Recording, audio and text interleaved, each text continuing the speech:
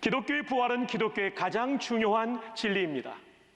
부활이 만약 사실이 아니라면 기독교는 단번에 무너지고 맙니다. 예수님이 부활하셨다고 주장하는데 그것이 사실이 아니라면 기독교는 한순간에 무너질 수밖에 없는 것이죠. 그런데 놀라운 사실이 있습니다.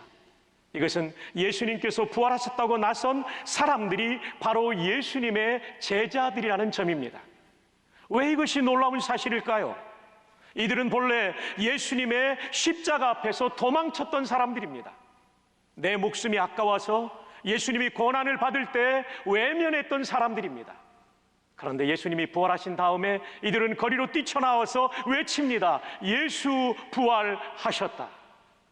도망갔던 그들이 이 부활의 증인이 되어서 예수님의 살아계심을 증언했다면 이 부활은 사실입니다. 그들은 부활하심을 전파하다가 목숨을 내놓기도 했습니다. 예수님의 제자들 가운데 순교하지 않은 사람은 가룟 유다 빼놓고, 그리고 또 한 사람은 교회를 끝까지 지켜야 했던 사도 요한을 빼놓고는 모두가 순교했습니다. 10명 전원이 순교했습니다. 왜냐하면 예수님이 부활했기 때문에 그들은 목숨을 걸고라도 예수님을 증거하지 않을 수 없었던 것입니다. 십자가 앞에서는 배신하는 제자도 있었건만 부활 사건 이후에는 단 한 명의 제자도 배신하지 않았다는 사실은 부활이 진정한 사실임을 우리에게 웅변적으로 증언해주고 있는 것입니다. 특히 예수님을 믿는 사람들을 잡아 죽이던 사울이라는 청년, 이 청년이 부활의 주님을 만납니다. 부활하신 주님이 40일 동안 이 땅에 사시면서 그분의 부활을 증거하신 다음에 40일 후에는 하늘로 승천하여 올라가셨습니다. 그런데 그 이후에 다시 사울을 만나기 위하여 다메섹 도상으로 가는 그 청년을 만나 주십니다. 그에게는 엄청난 충격이었죠. 죽고 끝난 줄 알았던 예수가 살아서 내 앞에 나타날 때 이 사람의 인생을 송두리째 흔들어버리는 지진 같은 역사가 일어나고 그는 거기서 살아계신 주, 부활의 주님을 나의 구주와 주님으로 영접하게 된 것입니다. 그리고 나서 그는 예수를 증언하기 위하여 그 당시에 전 세계에 있던 지중해를 다니며 복음의 증인이 되었고, 뿐만 아니라 그는 13권의 성경을 기록하면서 예수께서 우리의 구주가 되신다 사실을 증언하게 되었습니다. 특별히 그가 쓴 성경 가운데 고린도전서 제15장은 1절로 58절이라고 하는 매우 방대한 분량의 한 장인데, 이 장의 내용은 단 한 가지의 주제를 다루겠다는 사실을 아시죠? 예수께서 부활하셨다. 그래서 고린도전서 15장의 별명은 부활장이라고 알려지지 않습니까? 한때는 박해자요, 한때는 적대적이었던 청년이 변하여 예수 그리스도의 십자가와 부활을 위하여 일생을 던지고 로마의 순교의 현장에서 목이 3번 떨어질 때까지 이 예수님의 십자가와 부활을 증언했다면 이 부활은 사실이 아닐까요? 그 청년이 성경을 13권이나 기록하면서 예수의 죽음이 우리를 위한 속죄라고 증언했다면 그 부활은 사실이 아닐까요? 아니, 성경의 한 장을 할애하여 예수의 부활을 논증했다면 부활은 사실이 아니겠습니까? 예수님의 가장 친한 친구였던 나사로가 죽어가고 있는데 예수님께서 바로 달려가지 않습니다. 오히려 시간을 끌고 계십니다. 죽어가는 사람을 살리는 것이 훨씬 더 쉬울 수 있음에도 불구하고 나사로가 죽기까지 기다리셨다는 말씀이죠.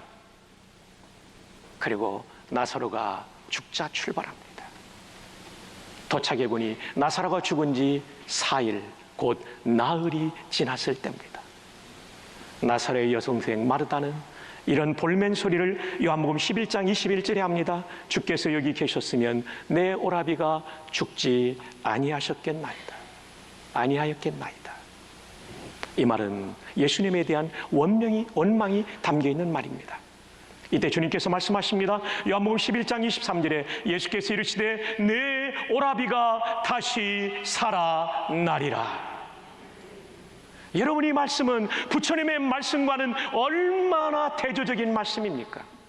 살아있는 생명을 죽을 수밖에 없다는 생자 필멸을 답으로 말씀하셨지만 예수님께서는 내 오라비가 다시 살아나리라.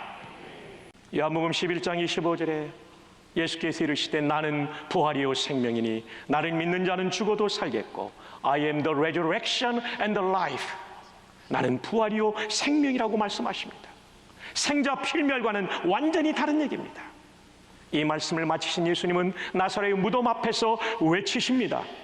43절에 이 말씀을 하시고 큰 소리로 나사로야 나오라 부르시니, 그러자 진짜 나사로가 살아서 나오기 시작합니다. 44절, 죽은 자가 수족을 배로 동인 채로 나오는데 그 얼굴은 수건에 쌓였더라. 예수께서 이르시되 풀어놓아 다니게 하라 하시니라.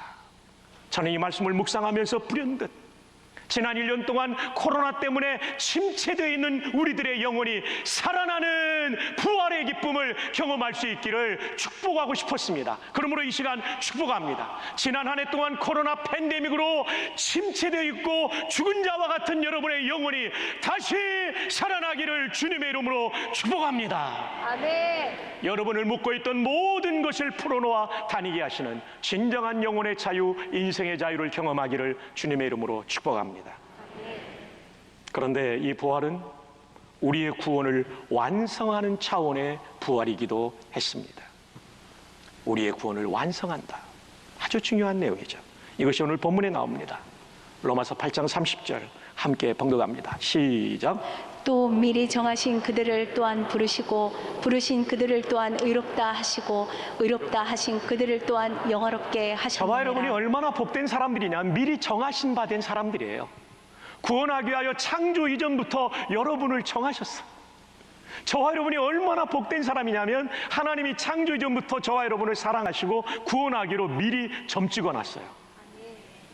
진짜 이거 아멘입니다. 예. 아멘 안 한 사람들은 뭡니까? 아멘입니다, 진짜. 아멘. 예. 그리고 부르셨습니다. 여러분이 오늘 예배당에 앉아서 예배 드리는 거, 그 어느 날 처음 예수님 앞에 나왔던 그 순간 여러분 걸음으로 나온 것 같지만 하나님이 부르신 거예요. 오늘 새 가족들 하나님이 부르셔서 여기 와 계시는 거예요. 어떤 분은 아내의 성화에 못 이겨서 나온 분도 계시고 어떤 분은 친구 때문에 나온 분도 계시는데 하나님이 그분들을 통해서 여러분을 부르신 거예요. 그러니 이 예배라고 하는 것은 얼마나 위대한 일입니까? 창조주의 부름 앞에 반응한 여러분들, 놀라운 것이죠. 그리고 의롭다 하신 그들이라고 부르고 있습니다. 우리는 의로운 존재는 못 됩니다.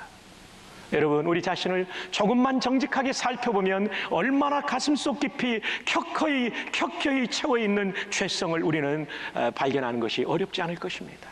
나이가 들면 죄가 없어지는데 아는데 안 그렇습니다. 수양을 하면 없어지는데 아는데 안 그렇습니다. 죄의 뿌리는 너무나 깊어서 죽는 그날까지 죄가 떠나지 않는 것이 우리의 유한한 인생이란 말이죠. 그래서 우리의 노력을 통하여 죄성을 없애서 구원받는다는 것은 불가능합니다. 만약에 우리의 노력으로, 우리의 수행으로 우리가 죄를 없앤다면 예수님께서 인간의 몸을 입고 이 땅에 오실 필요가 없었을 것입니다. 그 힘겨운 십자가를 지는 일도 필요 없었을 것입니다. 우리의 노력으로는, 우리의 수행으로는 도저히 죄 문제를 해결할 수 없기 때문에 하나님이신 그분이 인간의 몸을 입고 이 땅에 오신 것입니다. 그리고 십자가에서 우리의 죄값을 치러 주신 것입니다. 죄인은 구원받을 수 없기에 이 십자가의 죄값 치르신 것을 믿는 자를 의롭다고 여겨주신, 다시 말하면 의롭다고 칭해주신 칭의 때문에 구원받은 것이지 우리의 속성 자체가 변해서 구원받은 것은 아닙니다. 아무도 그렇게 구원받을 사람은 없는 것이죠.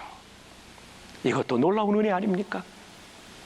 구원을 받는 데서 전적으로 무능한 우리를 위하여 하나님이 값비싼 대가를 치러주심으로 우리를 의롭다 여겨주시고 구원해 주신 이 놀라운 은혜 앞에 우리는 한없는 감사, 한없는 찬양을 올려드릴 수 있기를 바랍니다. 아멘. 이 칭의 때문에 우리는 지금 죽어도 천국 갑니다. 천국문 앞에 이르렀을 때 예수 그리스도의 보배 피로 속죄받은 우리에게 천국의 입장이 허락되는 것이죠. 빌립보서 1장 23절에서 바울은 위대한 고백을 합니다. 내가 그 둘 사이에 끼었으니 차라리 세상을 떠나서 별세에서 그리스도와 함께 있는 것이, 천국의 그리스도와 함께 있는 것이 훨씬 더 좋은 일이다. 조금 더가 아니에요. 훨씬 더. 세상과 너무나 다른 고백을 하고 있죠. 여러분, 천국은 이 땅보다 훨씬 더 좋은 것입니다. 그런데 그렇게 하고 싶으나 24절 내가 육신으로 있는 것이 너희를 위하여 더 유익하리라. 내가 천국 바로 가고 싶은데 너희를 위해서라면 좀 살아있을 수도 있다는 얘기죠. 과연 어떻게 됐을까요? 바울의 투옥과 석방, 재투옥과 순교를 연차별로 정리해 보았습니다. 바울이 빌립보서에 이 말씀을 쓸 때는 AD 62년에서 63년 1차 투옥됩니다. 로마에. 그 다음에 석방되어 63년에서 67년 그는 꿈에도 그리던 스페인 땅까지, 한자로 서바나죠. 서바나까지 갑니다. 그리고 소아시아의 빌립보 등 여러 교회들을 순회하며 교회를 강화시킵니다.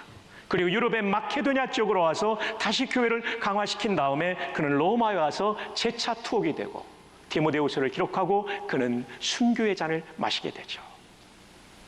내가 세상을 떠나 그리스도와 함께 있는 것이 훨씬 더 좋은 일이나 그러나 너희를 위해서라면 내가 잠시 남아있을 수도 있다는 말 그대로 그는 1차 투옥 때 빌립보서를 기록하고 이 말씀을 기록한 다음에 석방되어 빌립보를 방문한 다음에 2차 투옥에서 그는 순교하게 된 것이죠.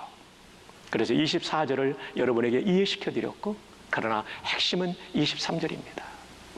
우리는 이 세상을 너무너무 좋아하고 죽음을 두려워하지만 여러분, 바울 사도는 천국이 훨씬 더 좋은 것이라는 것을 알았어요. 어떻게 알았을까요? 가봤기 때문이죠. 고린도서 12장 2절 여러분 한번 읽어주십시오. 시작. 내가 그리스도 안에 있는 한 사람을 아노니 그는 14년 전에 셋째 하늘에 이끌려 간 자라. 거기까지입니다. 내가 그리스도 안에 있는 한 사람을 안다. 마치 다른 사람의 이야기를 하는 것 같지만 자기 이야기를 자랑하지 않게 하여, 신비한 체험했다는 것을 자랑하지 않게 하여 3인칭을 씁니다. 한 사람을 안다. 그는 14년 전에 셋째 하늘에 이끌려 간 자라. 이끌려 올라갔다는 거죠. 셋째 하늘이란 무슨 뜻일까요? 유대인들에게서 하늘의 개념은 1층, 2층, 3층으로 되어 있습니다. 1층은 새들이 날아다니는 하늘, 2층은 공중의 권세 잡은 자, 악한 영들과 마귀가 지배하는 영역, 3층은 하늘의 하나님과 죽은 성도들이 있는 영역을 3층 천, 셋째 하늘이라고 말합니다. 그러므로 바울 사도는 지금 천국에 갔다 왔다는 것을 셋째 하늘에 갔다 왔다는 말로 쓰고 있는 것입니다. 그리고 고린도서 12장 4절에 가면 그는 낙원에 갔다 왔다고 말합니다. 낙원은 천국에 대한 다른 표현이 되는 거죠. 여러분, 우리가 보는 하늘과 또 다른 차원의 하늘이 있다는 것을 아십니까? 이걸 사전을 통해서 연구해보면 하늘은 다음과 같은 뜻이 있습니다. 첫 번째, 지구 위에 있는 하늘, 우주의 한 부분으로서의 하늘이 있습니다. 두 번째, 하나님이 거하시는 하늘, 죽은 성도들이 가 있는 하늘. 다시 말하면 거기는 승천하신 주님도 인성을 입고 함께 계시는 그 하늘이 두 번째 하늘, 분명히 죽어서 가는 천국이 있다라고 말합니다. 세 번째로는 하나님의 동의어로서 하늘을 씁니다. 사랑하는 여러분, 바울은 이 천국을 갔다 왔습니다. 그래서 이 천국이 얼마나 좋은지 훨씬 더 좋은 것이라고 분명하게 말해주고 있는 것입니다.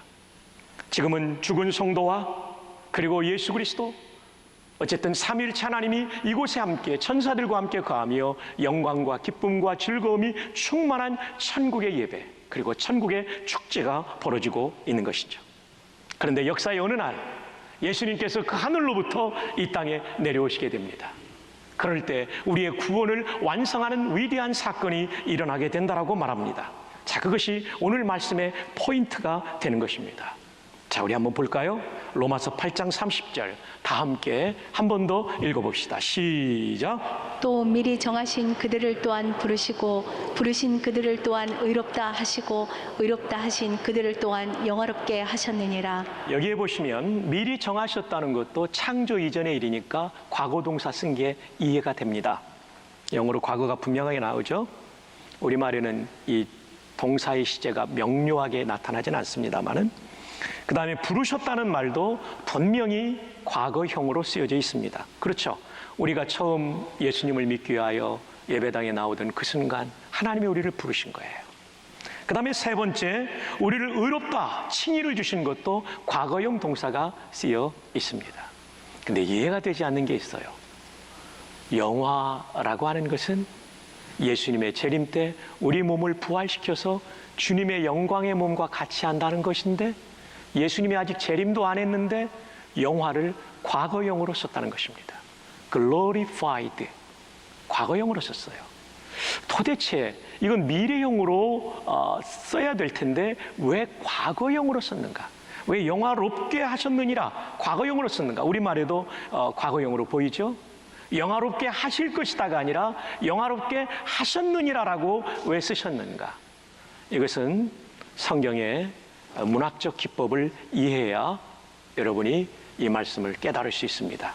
소위 예언적 완료 시제라는 것을 여러분이 이해하셔야 됩니다. 예언적 완료 시제란 뭐냐면 미래일이에요. 근데 이게 너무나 확실하게 이루어질 것이라면 하나님은 이걸 과거로 쓰세요. 마치 옛날에 다 이루어진 것처럼 과거형 또 완료형을 쓴다는 거죠. 바로 이것이 오늘 본문에 나오는 영화롭게 하셨느니라의 뜻이 되는 겁니다. 영화롭게 되는 것은 예수님의 재림 때 이루어질 일이지만 이것을 반드시 기필코 분명히 우리 성도의 몸을 영광스러운 몸으로 반드시 만들어 주시겠다는 하나님의 의지가 여기에 담겨 있는 줄로 믿습니다. 구원받은 성도 여러분, 여기까지가 여러분의 구원이 아닙니다. 예수님이 다시 오시는 그날 저와 여러분의 몸이 영광의 몸을 입게 될 줄로 믿습니다. 그래서 영화롭게 하셨느니라 라고 말씀해주고 있는 것입니다. 자, 이 영광의 몸을 입을 때 이 부활의 몸은 어떤 몸인가를 빌립보서 3장 20절이 설명합니다. 그러나 우리의 시민권은 하늘에 있는지라. 여러분, 우리는 이중 시민권자라는 것을 아십니까? 대한민국 시민권과 천국의 시민권을 같이 가지고 있어요. 우리는 대한민국 국민의 한 사람인 것을 자랑스럽게 생각합니다. 그리고 대한민국의 국민의 한 사람으로 만들어주신 분이 하나님이십니다. 이 땅에 태어나게 하셨기 때문이죠. 그러므로 우리는 이 땅을 복되게 해야 되고 이 땅에 하나님의 뜻이 이루어지는 정말 좋은 나라가 되도록 우리는 만물을 충만케 하는 사명을 감당해야 되는 것이죠. 근데 중요한 것은 또 하나의 시민권이 있다는 겁니다. 천국 시민권이에요. 근데 저와 여러분은 종종 천국 시민권을 가졌다는 사실을 잊어버리고 현실에 급급하여 대한민국 시민권에 급급하여 거기에만 안주하며 거기에만 몰두하며 살아갈 때가 얼마나 많이 있습니까? 기억하십시오. 대한민국의 시민권은 100년도 가지 못하는 시민권이지만 천국의 시민권은 영원히 가는 시민권입니다. 뿐만 아니라 이 천국의 가치를 가지고 이 대한민국 시민으로 국민으로 살아가는 것이 우리의 신앙의 본질임을 잊지 마시기를 바랍니다. 신앙을 팔아먹고 세속적 가치에 따라 사는 것은 천국 시민권자로서 합당하지 않습니다. 우리는 천국의 시민권자라는 이 영광스러운 신분을 가지고 대한민국 땅에서도 우리 국민들을, 우리 이웃들을 행복하게 만들어주는 진짜 복된 대한민국 국민, 천국 시민이 되기를 주님의 이름으로 축복합니다. 자, 이어서 보시면 그러나 우리의 시민권은 하늘에 있는지라 거기로부터, 하늘로부터라는 얘기예요. 예수님의 재림의 출발점이 하늘나라예요.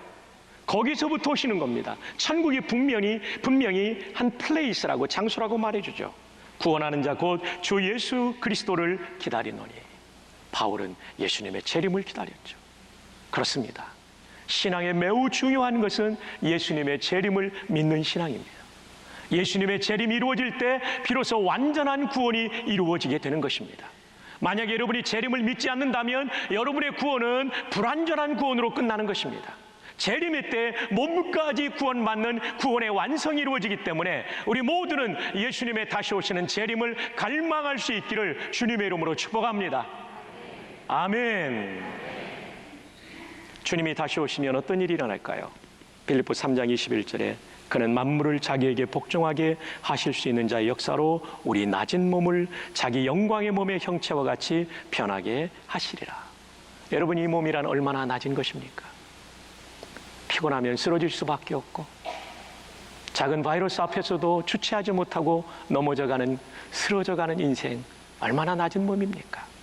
나이가 들어가면서 다리에 힘이 빠지고 허리도 아프고 그리고 온몸이 쑤시오는 이 낮은 몸을 우리는 갖고 있는 거죠. 꽃다웠던 20대의 아름다웠던 얼굴이 어느 날 세월의 연륜 속에 안개처럼 사라져가는 인생이 우리의 인생 아닙니까? 얼마나 낮은 몸입니까? 뿐만 아니라 우리에게는 세월이 흘러도 영원히 떠나지 않는 그 뿌리 깊은 죄성이 우리를 통치하려고 하는 너무나도 힘겨운 인생을 살아가고 있지 않습니까?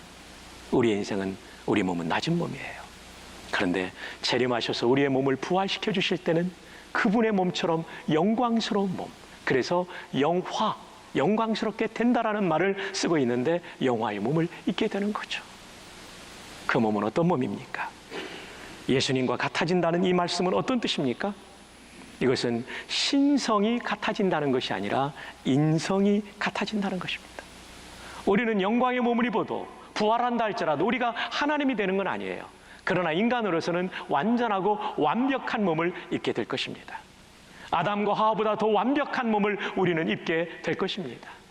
아담과 하와는 범죄할 가능성이 있었지만 이 모든 것이 사라지고 완전하게 완성된 구원의 몸을 우리는 예수님이 다시 오시는 그날 모두가 입게 될 줄 믿습니다. 이것이 구원의 완성인 것이죠. 이 놀라운 영화의 몸, 이 놀라운 부활의 몸을 입게 된 것이 바로 오늘 부활절 때문에 가능하게 된 것이죠. 고린도전서 15장 20절 함께요. 시작. 그러나 이제 그리스도께서 죽은 자 가운데서 다시 살아나사 잠자는 자들의 첫 열매가 되었도다. 죽은 자들의 상황을 잠자는 것으로 비유하고 있어요. 부활의 아침이 있으니까 첫 열매가 되셨도다. 과수나무에 한 과일이 맺히면 이어서 수만의 열매가 맺힐 것을 아는 것처럼 예수님의 부활은 이어지는 성도의 부활을 예고해주고 있는 것입니다. 여러분, 예수님의 십자가를 통해 속죄를 믿는 사람은 영광의 부활을 반드시 할 것을 믿으시기를 바랍니다. 아멘. 그래서 우리는 어떻게 살아야 되냐면 부활장의 마지막 절인 고린도전서 15장 58절처럼 살아야 됩니다. 함께 읽어요. 시작. 그러므로 내 사랑하는 형제들아, 견실하며 흔들리지 말고 항상 주의 일에 더욱 힘쓰는 자들이 되라. 이는 너희 수고가 주 안에서 헛되지 않은 줄 알미라. 네, 견실해야 돼요. 흔들리지 말아야 돼요. 항상 주의 일에 더욱 힘쓰세요. 옛날에는 힘썼는데 지금은 힘 빼고 있으면 안 됩니다. 더욱 힘쓰십시오. 왜냐하면 여러분의 수고가 결코 헛되지 않습니다. 인생 얼마나 헛되게 지나갑니까? 덧없는 인생 아닙니까? 주님이 기뻐하는 일에 여러분의 시간과 에너지를 바칠 수 있기를 바랍니다. 아멘. 에베소 6장 24절 다 함께 암송합니다.